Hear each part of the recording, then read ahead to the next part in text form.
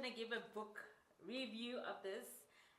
It was really a great book from Dr. Nonkululeko Gobodo around her journey. So it's an autobiography of her life and her story. And I think these books are really important to read for you to really get what it takes to be an entrepreneur, because I think as people we really romanticize it, or we really think about the outcomes. You think about the Bentley, you think about Stain City, you think about living at Clifton, but really to get there takes quite a lot of work. And so you need to almost come to terms with the type of sacrifices that you're going to have to make in terms of your family, in terms of time, in terms of social settings, and just be really ready to commit to that type of sacrifice, right? Because I think with entrepreneurship, if you go half measures, you'll never succeed. And so, stick to corporate is what I would say, because corporate always has this sort of cushion where you're able to allow yourself to almost rest. You're able to allow yourself to go on maternity leave, able to allow yourself a lot of family time, a lot of social time. And especially if you're not really climbing up the corporate ladder. Of course, if you really want to be a CEO, that's even a different story for another day. But just speaking about entrepreneurship in terms of employee versus entrepreneur, I think being an employee is much easier. Also for myself, having been in both, right? I do think it's much easier to be an employee just because you led. Your manager tells you what to do, or there's the company strategy that's already set, and you're almost executing that. You might have an input, as I did as head of data analytics, had an input into that strategy and where we're going. But in terms of entrepreneurship, leading self, whew! And this book really put it in perspective for me, and I'm going to share a couple of key insights that I absolutely loved. I'll share, let me say 6, so that you go and buy the book and read it. But she really is authentic in her storytelling, and she really gives the truth, the honest, raw truth, and that's what I love. I think when you read some of these publications, and I won't mention their names, but you know the rags to riches story, that headline, they don't go into the actual details of listen this journey. And of course they can't go into all the details because the magazine has to cover a certain number of stories, and so, but that front cover page, it just really highlights, guys. It really highlights. You see from 0 to 10 million, from 0 to 50 million, those type of headlines that you see in these publications. There's a lot from that 0 to 10. Actually, the 0 to 1 is actually a lot, and I just love the authenticity of this book. And so a key lesson, and I have my notes here, which is why you'll see me looking down, because I don't want to miss anything. But like I mentioned, I'll just mention 6 key things that stood out for me. One thing she says is that pressure is a privilege, and I think you guys have, if you follow my channel, you've heard me speak about this quite a lot around. I realized that I had to succeed in life, not only for myself, but also for so many people who looked up to me. And I think sometimes you feel, pressure, this pressure to succeed. And I think that's a beautiful thing. I think that pressure, being in the spotlight, being seen as a role model, is really a beautiful thing. It does come with the pressure, but it's also a privilege, right? Because you can constantly have all these people looking up to you, and so there is no room for failure. And so what that does is it forces you to push harder, but it also forces you to consistently deliver great results. So I'm a big one on around pressure as a privilege. And I also think when you're sitting in that seat of entrepreneurship, when you're sitting in that seat of CEO, you carry so many livelihoods with you, and so your decisions and how you act and how you show up becomes very important. And so that consistency of excellence pushes you yourself to achieve even bigger dreams for your own self, but it also pushes you to ensure that the people that are looking up to you believe that they too can achieve. And I think as the first female chartered accountant in South Africa, Dr. Nonkululeko has done such an amazing job as a role model, because with that, she was the first female chartered accountant. She then took several roles in KPMG and other organizations, but then she took that further and is now, the founder and owner of one of the biggest accounting firms in South Africa. And I think that is no easy feat. but throughout her life, she took this pressure as a privilege to really show up and to constantly challenge herself and to constantly push for more, because she understood that as she's continuously breaking barriers, there's so many other people who are looking up to her and will follow in that in her footsteps. And I think that's so beautiful, right? So I'm intentional around putting myself under pressure. I intentionally do that, create scenarios, because I really think mental toughness is important. And even with pressure as a privilege, it's really around how do I operate at those levels, right? Because it's easy to crack. Family, daughter's sick, you have to show up for a presentation, you have a media release as a CEO of an organization or as an entrepreneur. I mean, I've had moments where my daughter would wake up at 3 a.m. She's really not feeling well, and that same day I have to go pitch for prize money or for something within my organization, and I would show up because this is an opportunity, right? I'm not gonna get it tomorrow, when she is better, and so I choose to show up. Yes, I might arrive tired. I might sit in my car and have a nap, a 30-minute, 20-minute nap before I go pitch, but I'm going to show up. I'm going to do my best. And so that's what Dr. Nonkululeko also speaks about around. She had so many people looking up to her, and so that pressure became a privilege because it pushed her to achieve so much more. I can go on and on, but I won't. Let me move on to the next point. Okay. One of the things that she says is really around, you sacrifice everything for the vision.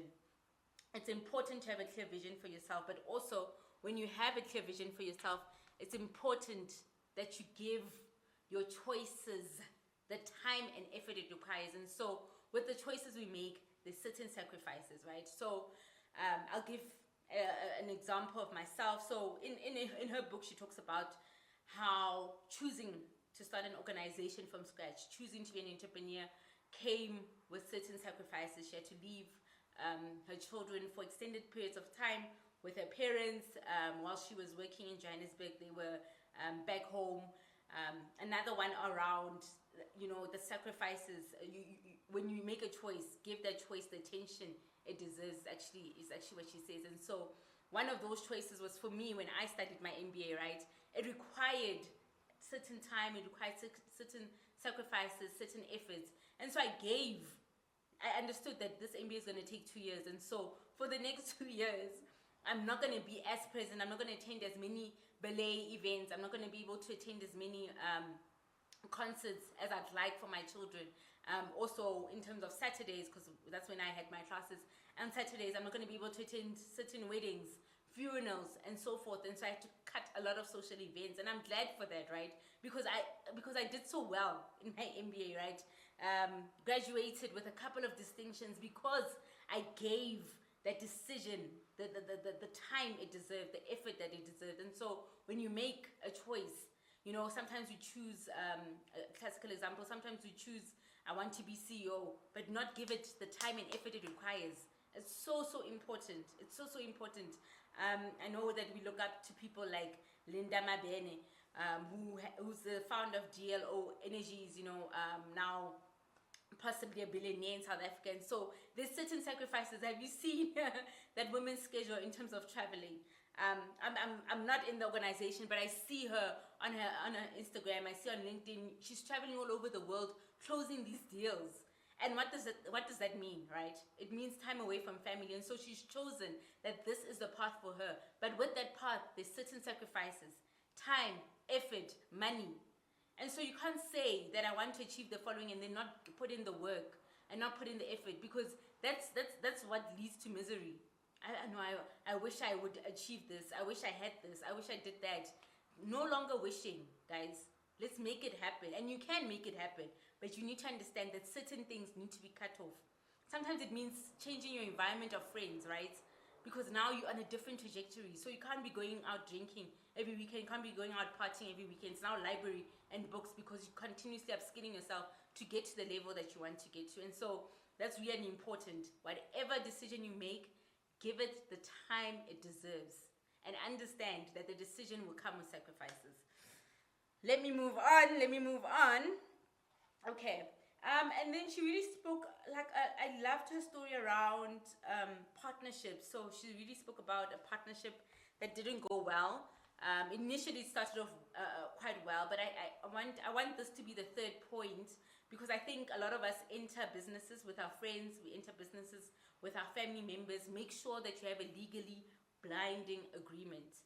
And I'm all for that right now, as I'm building high rises around making sure that the paperwork is right, because it's like signing a prenup, right? It's best to prepare in the event of, we're not saying that it's going to end badly and all of that, but it's good to sign these things and have these conversations when things are going well, because when things are going bad, no one wants to hear the other person's story. And so whatever partnerships you get into, as a sign of warning, just make sure that you do that well. Get the paperwork, get the legal contracts in place, and make sure that yourself and your business is protected. Not from the other person, but you both are protected. Because when you go into partnerships, whether it's financially, whether it's time, once the thing grows big, and hopefully it will grow big. Of course, we're building these businesses to become big, right? You really want to make sure that everything is in good standing, essentially. So there's a story in the book around how she started the business with her friend and so forth. So just, yeah, it's a beautiful story around making sure that your paperwork is in order. I'll leave it at that. Read the book. All right, so that was point number 3. And then I also loved, and I wrote it here, so I would have regretted it if I had sacrificed for my children. They grew up and pursue their own dreams. And this is her saying, speaking around whether it was worth it, all the time spent away from her family and her children. Eventually, they had to go for therapy because there was all issues around, mommy, you were not there for me. But in this sentence, she says, I would have regretted it if I did not pursue my dreams. And I'm for that. If you want to be a housewife, if you want to stay at home, I'm fully for that, because that's something that you want. And I'm fully for mom staying at home. I think, our generation really needs quite a lot of nurturing and love and so forth. But I'm not that type of woman. I'm not the type of mom. I need to go for my goals, and I need my daughters to see me as a role model and to see me achieving whatever it is that I want to achieve. And for them, if that's what they want, for them to also go boldly after their dreams. And so I'm fully for, listen, I love you guys, and I'm going to make sure that I'm there for the key things, the end of year concert, the ballet. I'm going to make sure that I'm there for those key things, and I'm going to make sure that when I am there, I'm not there with my laptop open or with my phone. I'm there fully present. But in the evenings, in the early hours of the morning, I am building my business, because this is what I want. These are type of goals that I believe the Lord has actually placed in my heart, and I believe is my purpose, that I remain on this earth as a role model and show people that when you boldly go after your goals, you can achieve them. And so I'm on this trajectory of building a billion, maybe not billion, because that will, like I said in the previous one around, the choices you make sure you give them the time and effort. But I'd say I'm building $100 million business. That is what I want to achieve. That's what I want to see in my lifetime. $100 million in my bank account as top line revenue. We'll see the profits and EBITDA and so forth. But really want to build a global business that really impacts the lives of so many, not only in our products and services, but for people to be like, she believed, we saw her journey, she did it, she achieved it, therefore I too can. So if you want to do this, go for it. Our kids will grow up, they'll be fine. Make sure you are there for the important moments, but go after your dreams, and go after your dreams boldly, especially if it's in your heart and it's something that you feel that you have to do. Go for it. All right. And then in the book, she also talks about, so this is point number 5. Yes. Point number 5, she speaks around, as an introvert, many relationships can be exhausting. Focus on building a few strong strategic networks. And I think around building meaningful relationships. So here she spoke about how she did a couple of personality tests. She really went on a journey of self-discovery to understand herself. And I love this piece around as an introvert, because I'm not really a people person, right? I like to remain by myself. I like to remain indoors. I like to remain working. And if you really know me, some people, when they first meet me, they're like, yeah, this girl, oh, she's so serious. And then as you get to know me, you'll see that I'm actually quite easygoing. But again, that's reserved for a few people within my circle. If you see me, I'll say hi, how are you, and so forth. But I'm really, really a quiet person generally. Generally, people don't believe me, but I really am. So as an introvert, I really love this point around building a few strategic relationships. But then she also spoke about how she learned, as an introvert to show up when you're having the company dinners, engage in conversations, because that's important, right? Can't just be sitting at the table eating quietly. You don't show up in the world accurately. I put that in inverted commas, but you don't show up in the world how you'd like, because as an entrepreneur, you continuously have to be building relationships. You know the saying of how people do business with people that they like. That is so true. So when you invite it out for dinner, try and engage in conversation. You don't have to engage in conversation with everyone, but a few strategic people around the table. Make sure you're asking how's the kids, how's life, and so forth. Just being an interesting human being. Come across as an interesting human being is important. And so she mentions that even as an introvert, she'd show up at those spaces, dinner with a couple of people, engaging with friends, and so forth. And so those relationships were later able to serve her because she showed up in those moments. But then after those dinners, obviously she'd go home, make sure she draws herself a nice hot bubble bath and just recoups as an introvert. But not everyone is an extrovert, and it doesn't mean if you're not an extrovert that you can't succeed. You can succeed. You just need to be strategic of the type of relationships that you build and how you go about doing that. Point number 5 is really around, she speaks around racism, the injustices around women. I think that's important. I think that's why I established High Rises, just because it gets tiring to be the only woman in the room. It also gets tiring to be the only black woman in the room, or woman of color in the room. Those things, no, we're in South Africa. But apart from that, we're expanding the world, and so we need more women to come into these spaces. And actually remember something that Nuzi Poshabalala said around, it's you don't want to be one of one. It's great. Yes, I'm now in the room, but you also need to expand space.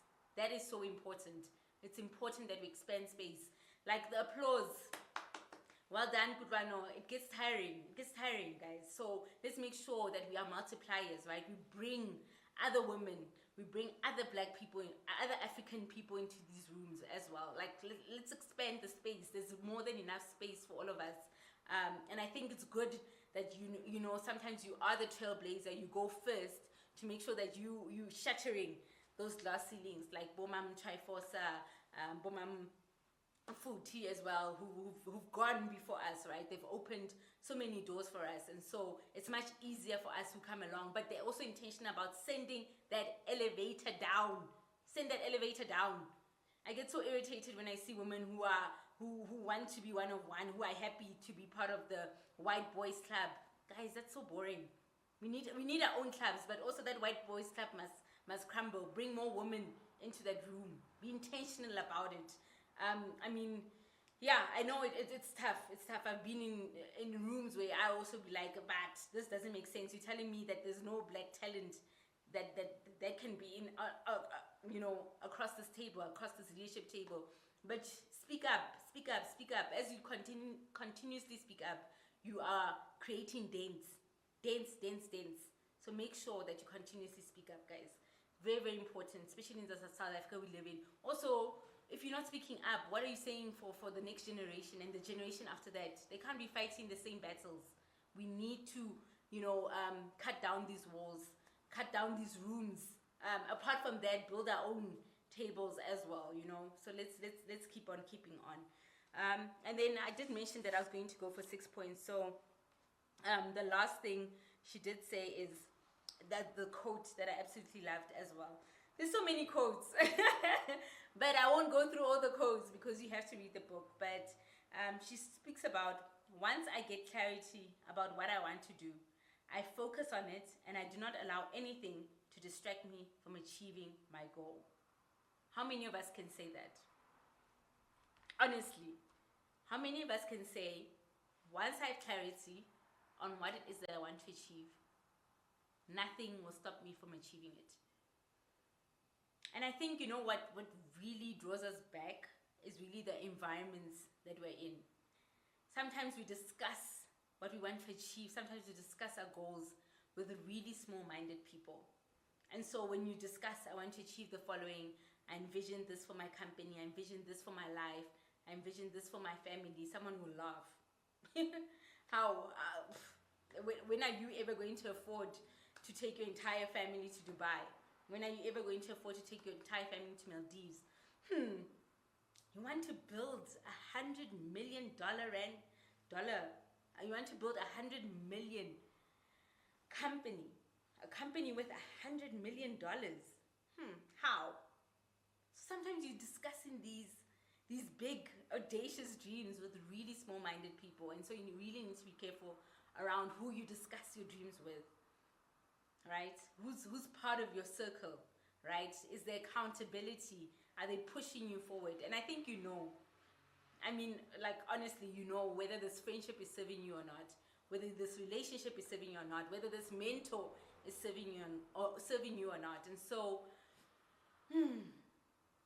I refuse to be distracted. She says, I think I need to read it again because this one, yeah. Once I get clarity about what I want to do, I focus on it and I do not allow anything to distract me from achieving my goal. I do not allow anything to distract me from achieving my goal. Guys, let's go for our goals. Let's go for our goals. Let's not be distracted. Let's go full force and really, really achieve what it is that we want to achieve. There's so many other nuggets. She also talks about how she took her children for therapy. I think I mentioned that at the beginning of the video. So these are some of the realities of building an organization. She also speaks about the merger, how she built, you know, merged with other entities to build the biggest black accounting firm in South Africa. And she also speaks candidly about the challenges, right? How the other big four companies, you know, tried to squish them, tried to bring them down, tried to make sure that their dream wasn't a reality, but she really persevered. And it's such a beautiful, authentic book around, you know, courage, around vision, around leadership, around going for what it is that you want to achieve. So really, really recommend it. It was an awesome read. I will be reading it again.